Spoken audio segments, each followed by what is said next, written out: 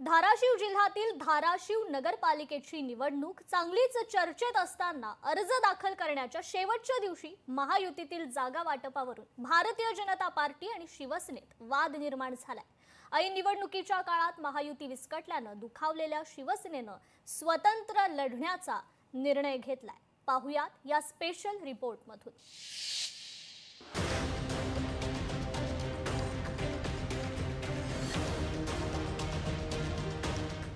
धाराशिवमध्ये महायुती फिसकटली। जागा वाटपावरून भाजप आणि शिवसेनेत वाद। शिवसेना निवडणूक स्वतंत्र लढणार।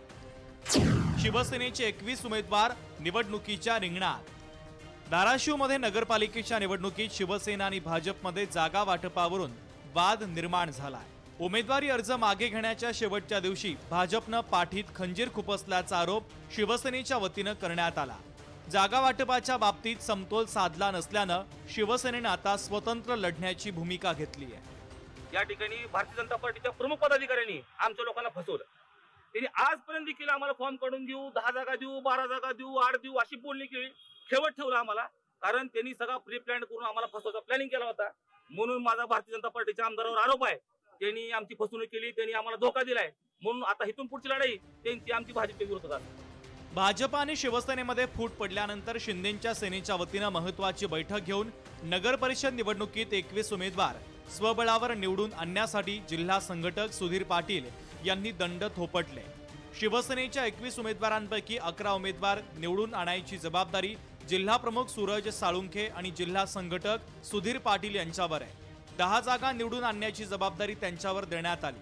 भाजपचे आमदार राणा जगजितसिंह पाटील यांनी शिवसेनेची ताकद कमी असल्याचं सांगत जागा वाटपात शिवसेनेला बोटावर मोजण्या इतक्या 7च जागा देण्याचं मान्य केल्यानं स्थानिक पातळीवर शिवसेना आणि भाजपचे कार्यकर्ते एकमेकांच्या विरोधात मैदानात उतरले असले तरी 21 पैकी 15 जागा शिवसेना निवडून आणणार असा आत्मविश्वास जिल्हा संघटक सुधीर पाटील यांनी व्यक्त केला आहे। महायुती शेवटच्या घटकापर्यंत व्हावी अशी आमची इच्छा होती, परंतु काही स्थानिक परिस्थिती किंवा स्थानिक जे नेते आहेत आदरणीय त्यांना वाटत होतं की आमची ताकद या शहरामध्ये जास्त आहे नगरपालिकेमध्ये, आणि आता ही वेळ आहे की ही ताकद आम्ही शिवसेना काय आहे हे दाखवून देण्याची वेळ आज या ठिकाणी आलेली आहे।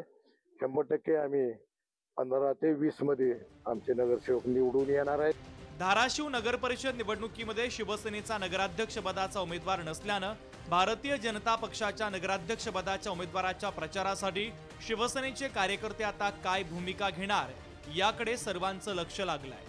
तर जागा वाटपातील झालेल्या वादामुळे दुखावलेला शिवसैनिक बदला घेणार की 3 डिसेंबरच्या निकालानंतर पुन्हा महायुतीत जाणार हे आता येणारा काळच सांगेल। काकासाहेब कांबळे, लोकशाही मराठी, धाराशिव।